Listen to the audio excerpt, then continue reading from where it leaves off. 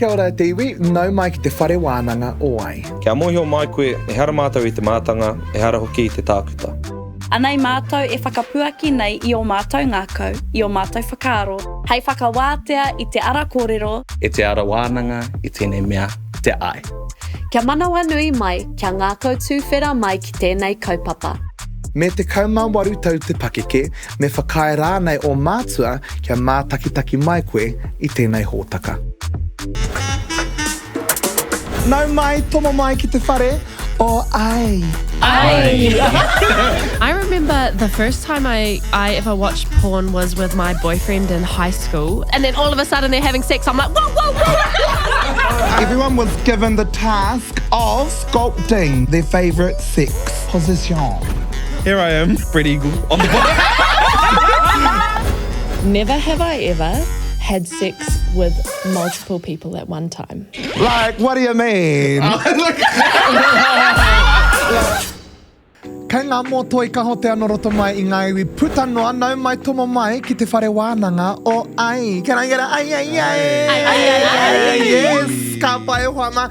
And in true ai fashion, we're going to do a bit of foreplay and we're going to start off with a bit of fingering. Yeah?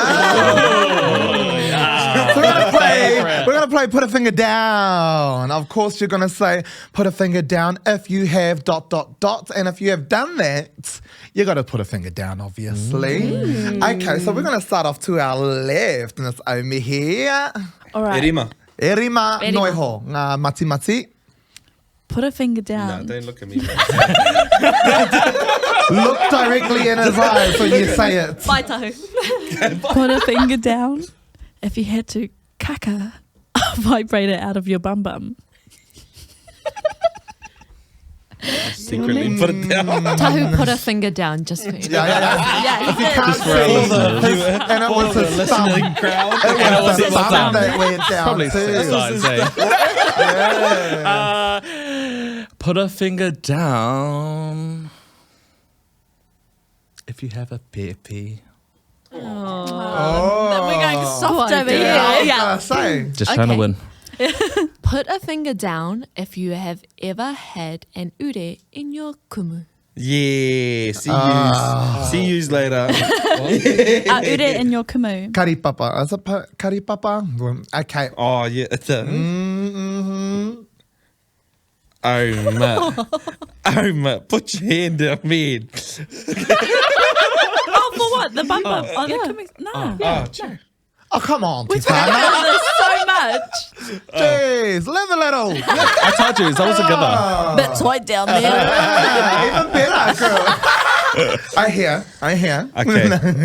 Put a finger down for 2 or more people you've slept with in the same night. No threesomes, you fellas. Oh, I thought you meant like one after the other. Yeah. Oh, no. Either way. Kind of. Yeah, put it down. Put a finger down. Put his finger down there for all of you listeners. Okay. I've lived. I have lived. So if you've got No 2 shaming, fingers down, you lived. You've lived. Yes. Well done. Okay, put a finger down if you've choked somebody whilst having an A. Sure. Anyone else? For tips on how to choke correctly, please ask Tahu's mum. Yes. Tahu's mum. There's a correct way to Aye. do this. Because you don't want to knock them out whānau. Okay. Okay. Put a finger down if you've slept with somebody twice your age. Tahu put his finger down again. Whānau. So he's living his best life. He is living. Oh, no. Yeah, you're other living. way. You're living, Tahu boy. You're No living. shame. Put a finger down if you have ever, either yourself or someone you have slept with, has had a pregnancy scare. I'll be honest, I kind of thought I'd had my own pregnancy scare myself, to be honest. I really did, actually. Yeah. Tahu boy, you are the winner of the finger game. Yeah. You are just Tēnā koe matanga Tahu. finger. Mati mati. You have lived. That's You what have that lived, tells me. You yes, have lived. You've got the most lived experiences. Knew your fair. Tō mauria mai e nā whakaro e nā whea ko ki tēnei wānanga, because today we are about to speak about toxic relationships. Hono ngā takahi mana, koe nā te taitara, kua tukuna ki tēnei o ngā hōtaka. Mā wai te whākinga e pānui i te rangi nei, kia koe te one? Ai, kia. Ka pai, tukuna mai. Piringa takahi mana. I met my ex-partner when I was 18. I knew of him beforehand, but I only started to get to know him in a romantic way when I was 18. And he was 20, going on 21. Our relationship lasted 6 years, and now that I've had time to process it, it was toxic. I can't blame him for it turning sour. We both played our parts. It involved cheating and getting one up on another. Ooh. It was definitely not healthy. We had 2 babies during this time, and they are the best things to come from it. During my pregnancies, he focused on excelling in his career, and I would escape the toxicity of our relationship and retreat to my whānau. Don't get me wrong, we had some great times and we were crazily in love with one another, but because of the past decisions we both made, it was never going to go well unless we both healed ourselves. We never did. I can't even tell you the amount of times we split up, but we always made our way back to each other. He was my comfort, but also the only person that could make me feel like I was worth nothing. We finally split for good months after having our second pepe. I feel like having 2 little people who relied on me and seeing good relationships and how partners were supposed to treat each other gave me the courage to finally leave. I'm now used to playing both roles in my children's lives, and I'm lucky they have other male figures to give that very much needed fatherly love. It's been almost 2 years since we've been split, and still now our communication is terrible. He doesn't help, so I go nuts, and it's just back and forth toxic, ugly comments till someone blocks the other. My kids absolutely love their papa, so I continue to put up with it for them. I've just recently met his new partner, and seeing them 2 together with my boys absolutely shattered me.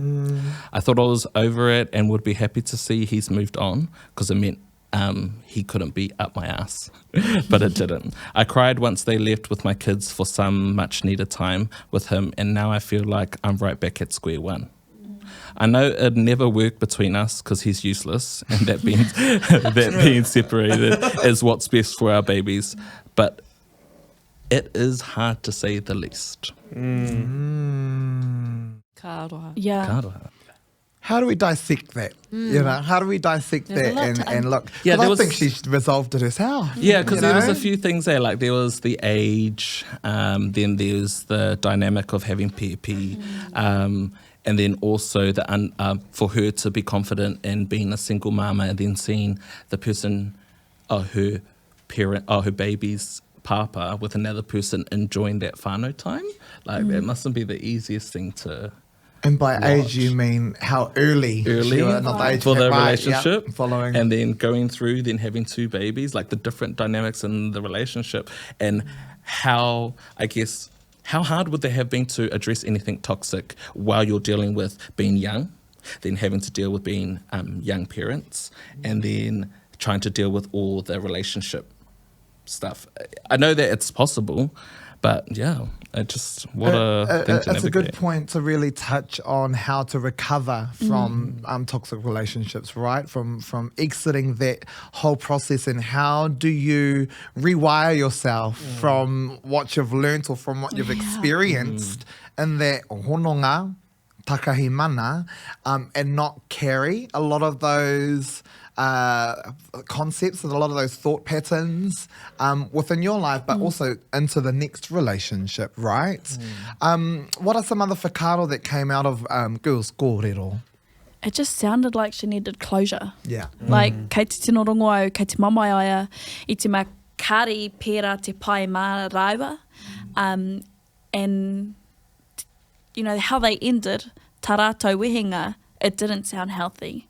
You know, nā reira, kei te pupuri tonu ai i taua mamai, me te mohi o he tamariki a rāua, nā reira me haere whakamua tonu rāua, i roto i a rāua mahi, e pai ai mā ngā tamariki hoi anō karano aia kia whai wā ki te ātatangi, ki te āta whakai, ki taua wehenga, kia taua no tana ita, ki te whenua, cause he māma aia, me te aki ai ana tamariki, koira tana paiaru tuatahi, koira te mā tāmua o ana mahi, a haere ake nei, mo ake tonu atu. So, kei hea te wā mana, especially if he's not there, you know, ki te kore aia e tai atu, ki te aki ngā pepi, kia whai wā aia, karano aia kia ātakati tērā kuaha, kei te tūwhera tonu tērā mamai, and it just sounds like she needs time. And she said it in her kōrero too. And I think that's one of the biggest things, because you see the story and you think, oh, cool, she made the choice to leave. However, in her last sentence, she says she separated for her babies. Which she needs to, I would say, or they would need to think about how it's affecting them and actually if it's what she wants. And that's a good point that you've brought up, Aumihi, especially when looking at te māwehetanga. And, I mean, it's not a common thing for people to break up nicely, you know, and on good terms. So I think it's more common to actually have a bad breakup, you know. So I guess it's now looking into how we're offering or how we're repairing ourselves post that. You know, not all breakups are going to be lovely. Rainbows and daisies. So how do you kind of recuperate from those kind of wehenga, especially being in a long relationship? 6 years is long. What are some tools to really come out of a toxic relationship that doesn't affect you, especially if the breakup was bad? I think, really remembering to what hurt you. And those are you have to remember that and what you did to hurt the other person. So she talked about them cheating and then trying to get one up on each other. Like, it's like, well, what's all that for? And still to today, blocking each other for what? You know, yeah. You're just angry for nothing. There's nothing that's going to happen from it. And there's no need going back and thinking, oh, we shouldn't have done this, shouldn't have done that. That all happened, sweet as, you know, that is what it is. You break up, get back together, cool. But now, going forward, it's, well, all that stuff isn't going to help us today. Yeah. So why are we still 8 years now? 2 years brain broke out, 2 years out of the relationship, still arguing for who? Yeah. You aren't getting anywhere. There's a lot of unaddressed traumas there, or unaddressed kind of cope up within internalized now. Kia matara, kia kaua haria tērā mamai ki tō the next one. Yeah, because that's what I find. I think most relationships that are toxic end up toxic. It's all that past trauma, And so those were things that I carried into personal relationships. Like when I was thinking about her story, I related to it a lot with a past relationship, because I was with a girl in high school, and I left her for another girl from cheating on her with another girl. Then I cheated on this girl with the last girl, then went back and got back with her. That's never gonna work, man. Come on, you little kid. Yeah. So we were both accepting each other's disloyalty, knowing that like we were being disloyal with the other people, and then so we were like thinking, well, we always come back to each other, so this must be true love because it's always you at the end of the day. Not even at the end of the night. Yeah, at the end of it's so those were things that I had to really think about for myself. Was like, what type of fella do I want to be? Is that how I want to treat person? Because person B didn't even have to be in that situation.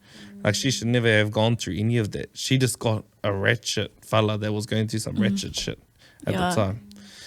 Look, I want to hear from an expert, because, you know, we can sit here and pahu about it all day, but what I really want to know and find out is, I guess, research and backed up evidence, and especially from someone who is heavily involved in these discussions. So I'm going to hand it over to Stevie Girl, who's going to introduce our manuhiri e te iwi. Kia ora, ko tā tātou manuhiri I te rangi nei, ko Anihera Tahu-Hepworth.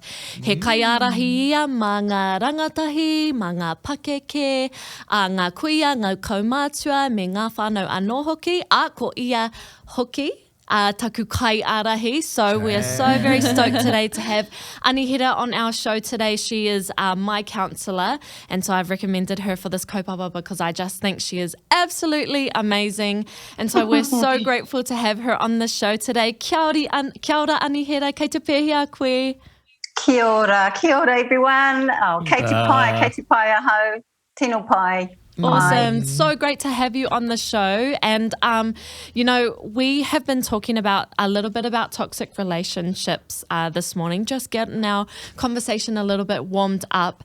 And so I think just before we get into asking you some of those pātai, I wonder, could you share with us ko wai koe, no hea koe, and hea hato mahi? So who are you, where are you from, and what is it that you do?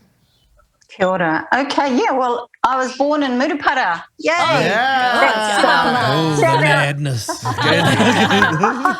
Shout out to Murupara. I know that you guys are sitting not too far away from Murupara, so yeah.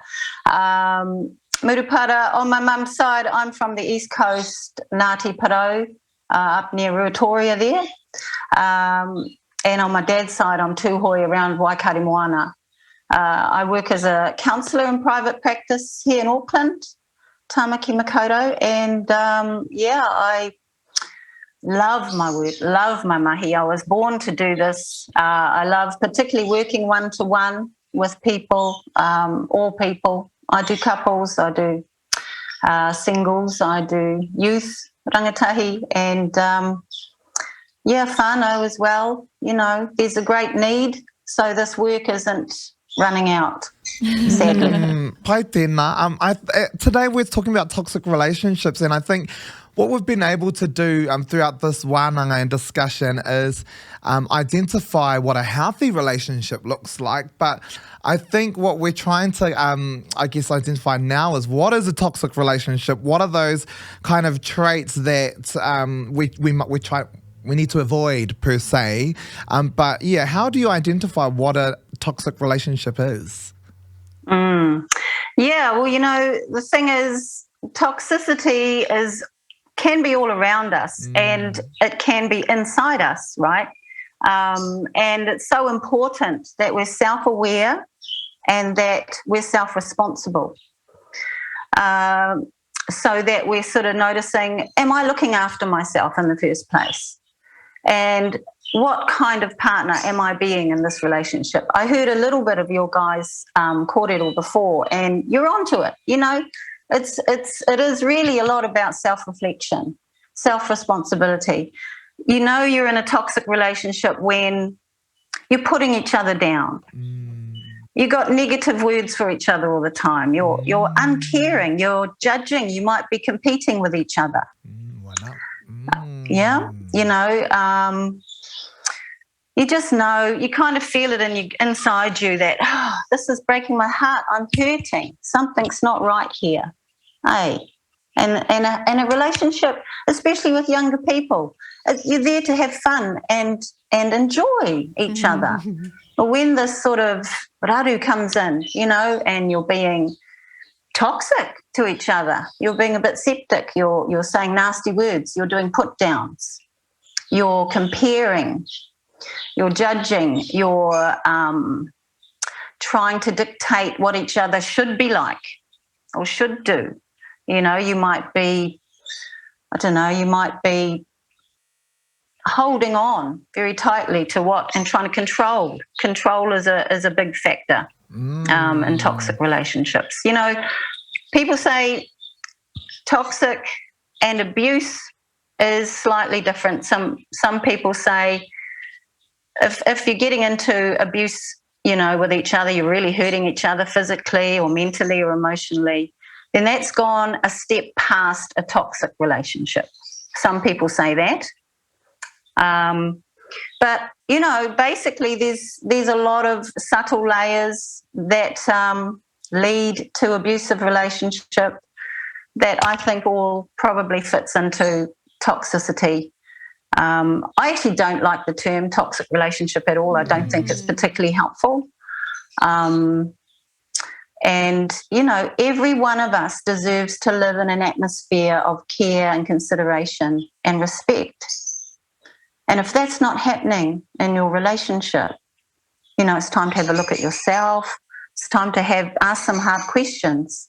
If there's not honesty, if you guys aren't being honest with each other and you know it, if you're playing some games, if you're doing some self-abuse, if you're doing some substance, and, how are you eating? How are you feeding your bodies and your minds and your emotions?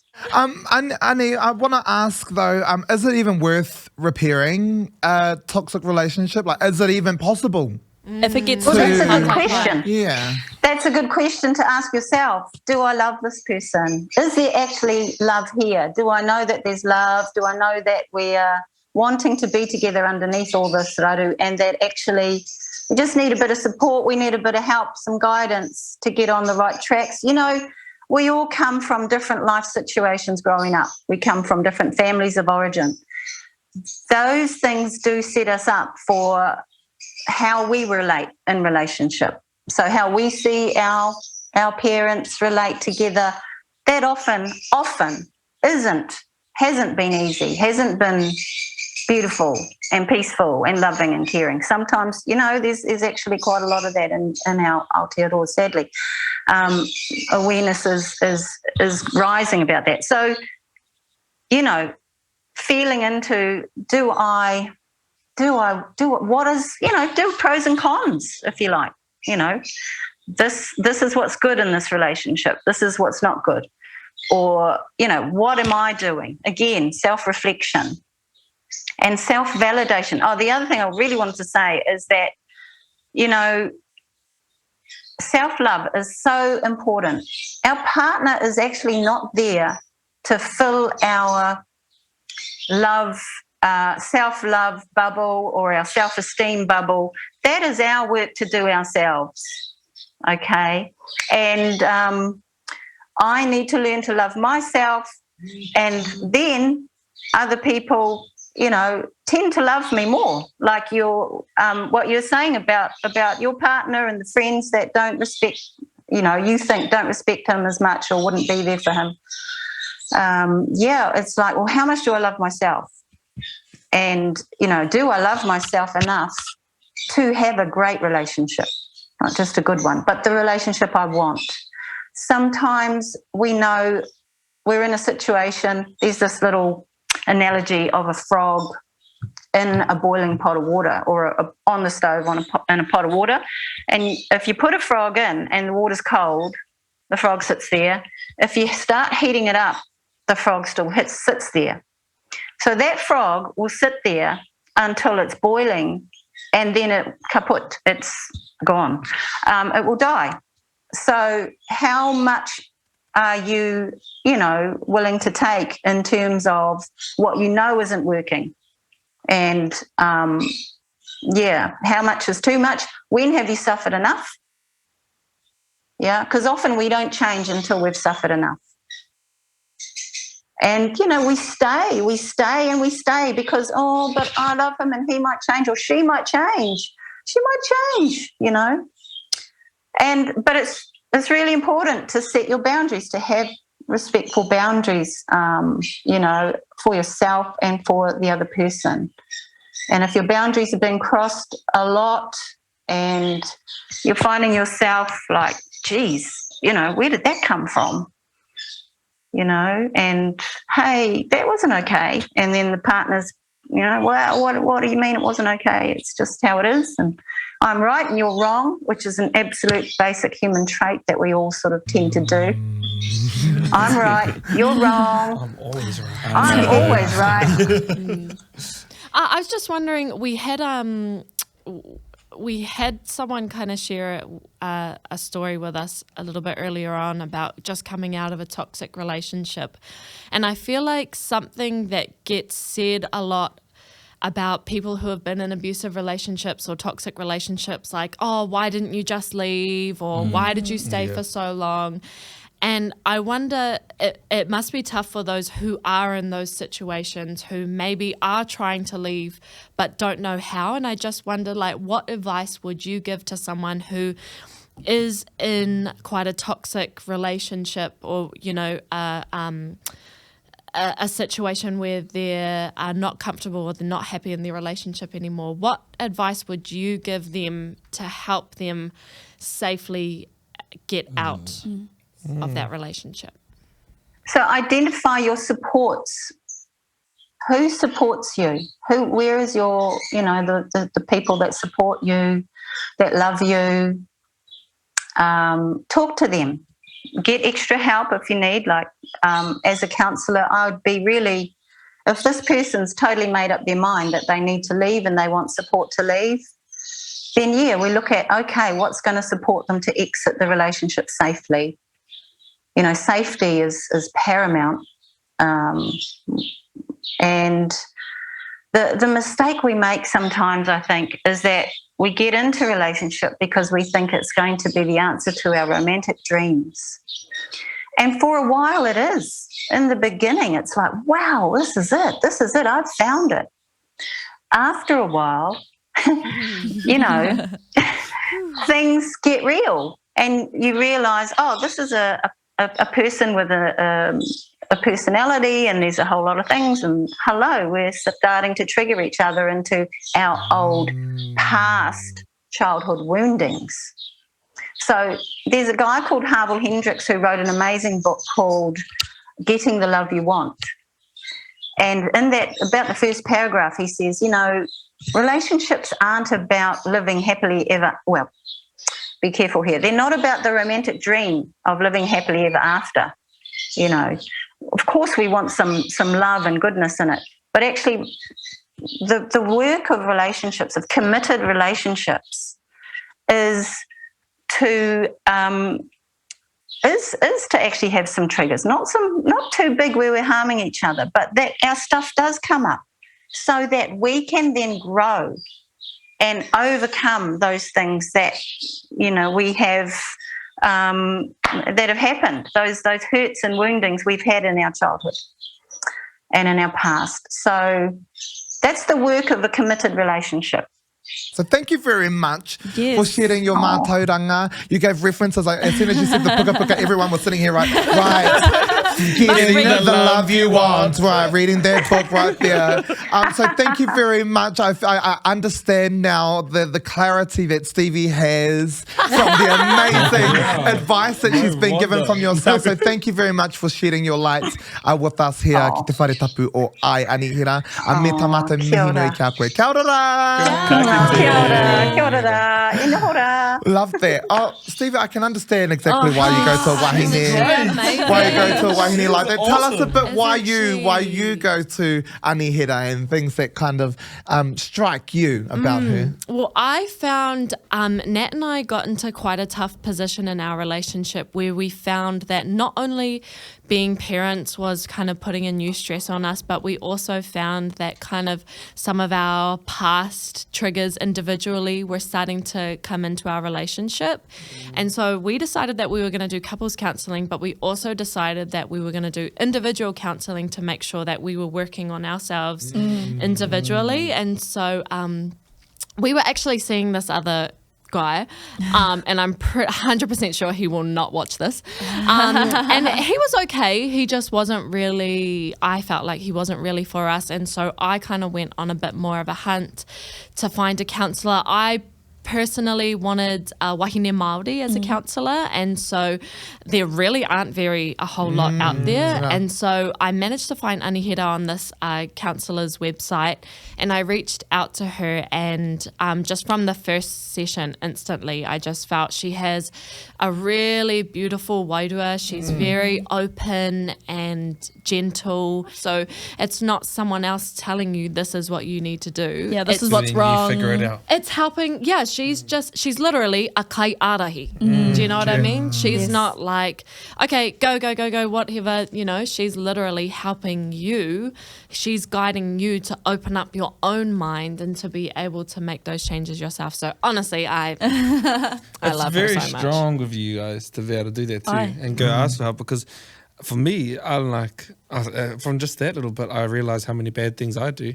And also I have a bad trait of like, it's the ego that comes out, like where I can't take the advice or listen, because like I'm that guy that will be like, she'll say something to me, I'm like, well, what's wrong with you?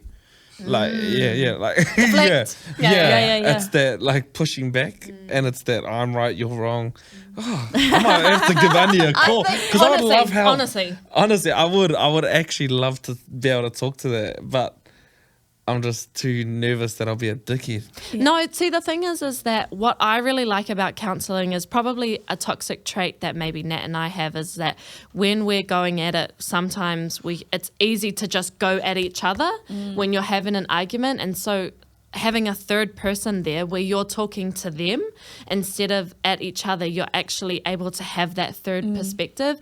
And she and I'm sure along with most counsellors are very non-judgmental. Like their purpose is there to hear you and be non-judgmental and very understanding. And of course, like going to counselling is not easy for everyone, you know, opening up your life to pretty much a stranger, you know, it can be very hard, but I think it is about putting yourself in a vulnerable but safe position at the same time where you're being held, to grow, not only for your partner, but for yourself, because you can resolve that stuff within you. You can be happier. I'll send you her phone number. You've sold me. Collects all around. Anihera Tahu-Hepworth. And I think you're right. She's like, Tahu, oh, we already gave the link. I want to agree with you though, and that especially, and it's not just with intimate partner relationships, just relationships in general when seeking guidance or counselling, being able to communicate ideas or perspectives through someone else makes it a lot more of a mutual approach. Because sometimes if someone's hitting you up directly, you're like, you're the last person to be talking. Sorry? But then, you know, when you're hearing it come from someone else, then and there, you're a bit more open because it's coming from a different source, but it's that same core message, right? You know, so we've got the araho ki te aronga a te matanga I tēnei horopaki, o tira a mātou whakapai mō tēnei kaupapa. Hoi anō, kei te tino hia moa ki te whakarongo atu ki ngā whakaro a te hunga rangatahi, because I think that's where this education is needed. So let's have a look, let's get a gauge at Rangatahi Talks. Ka tahuri atu ki ngā whakaro o ngā rangatahi e hoama.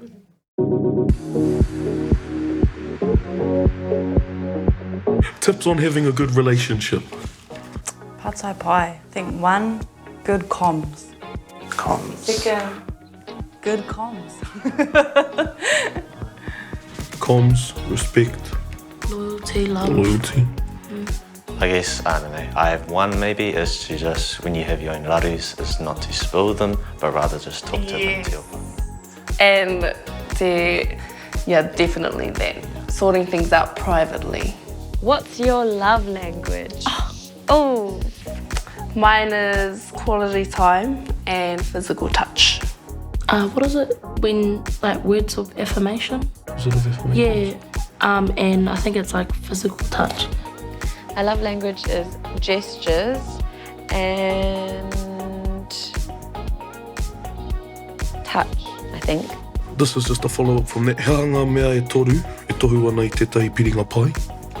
Respect, consistency, and understanding. So, comms. Yeah, communication, loyalty. And just a mutual understanding of respect. So respect, comms, and loyalty. What are some red flags to look out for in relationships before it gets toxic? Te ata whakawhitiwhiti kōrero. Koina tētahi o ngā mea nui, like communication, being able to, I suppose, communicate your feelings and your boundaries and what you like and don't like, whether like in all contexts, so not just sex, but like in general. Of, for example, some girls don't like their partners liking other girls' pictures on Instagram, like just simple things like that. If that's a big thing to you, then so it's comms. Yeah, just being able to communicate that. It would be for me like, I don't know, tana āhua, tana wairua, if he's talking or not, yeah. like red flags for me to check in? Compatibility, like you said before, it's really good to have something that you both love to do together. If you don't really have that, then I'm not saying it's not going to work, but I guess that's sort of something that builds sort of your relationship to be a lot stronger than it is. Red flags, eh? Red flags. The gaslighting? The gaslighting. Ugh. Manipulating. Oh. If they struggle to have hard conversations with you, Red flag. red flag. Te āhua o tā rātou kōrero ki a koe, hei te wā e rini ana rātou, that's a red flag.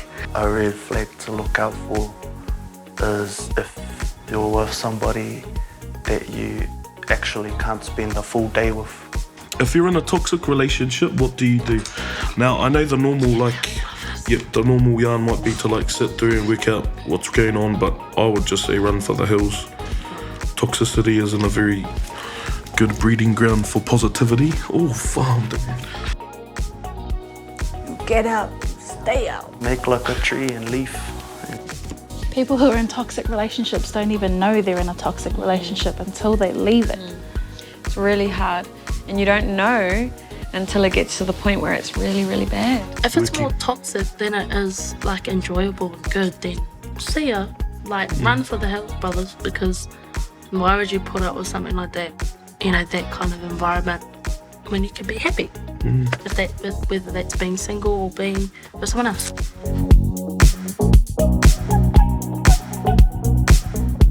I te reo ngā rangatahi ki te reo aroha. Love language. What is this? Does anyone know what that is? So who's the expert? Who's the best to explain what love language is? I'm feeling over here, Steve, because you've got the more hioranga o ēnei āhuatanga. Give us a breakdown of love language and what the common knowledge of that is. Wow, e hara au I te matanga.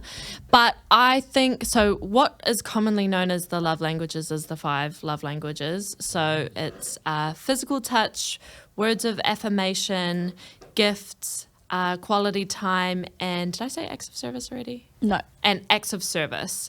And so usually what love languages are is how do you like to be shown love? So if that's, for example, if that's physical touch, then you like to be shown love by your partner or someone maybe touching you or holding your hands or cuddling, or words of affirmation might be, someone giving you props and hyping you up, So different people like different types of ways to be shown that they are loved or that someone loves them, and it is a good way. There are some things that are not so good about the love languages thing, but it is a good way to be able to understand how your partner or how someone else likes to be shown love, because often we tend to love people in our own love languages without realizing that people have their own love languages. There's a giving and there's a receiving. Exactly. So the love language that you give, and also the love language that you receive, right? So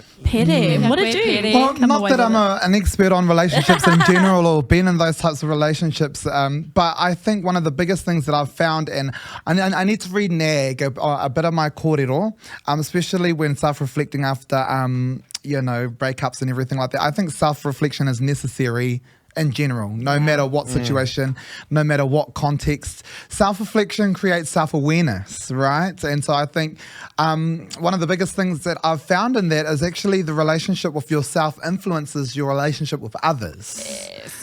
And so I'm like I said, I don't know too much about the whole unhelpful, challenging relationships, because I don't know about relationships much in general. But one thing I do know is karekau he wana o te hononga takahi mana. Find your lights, find your healing, do your numbers. He anō, I think ko tai te wā, kia kohi ake. Wait, just to carry on. Oh, yes. Okay, yes, we're carrying on. No, just catching that moment. Are you ready for a long-term relationship? Well, I think I'm ready. Yeah. I think I'm ready. Let's send it out to the universe. Right, let's send it out to the universe and like really grasp that energy. Can you guys send out some good Whatu Pai? And I think also what's holding me back is the same thing. I'm quite picky. And I think that's the hardest part as well, that I don't settle, but I also don't allow myself to be vulnerable with someone. Yeah, no, so I haven't actually got to that point of, anei, aho, I'm all yours, like, because I actually haven't, I don't believe I've found someone. Yeah. Make the first move. Yeah, I'm waiting. Anei taku, rārangi he, Neville. Koe anō, I'm going to grab that energy, ka kohia kei te tapu ngā kōrero, ka whakairihia ke kirunga kia tēnā. Haumie, huie, tai ki e mauri ora kia tātou.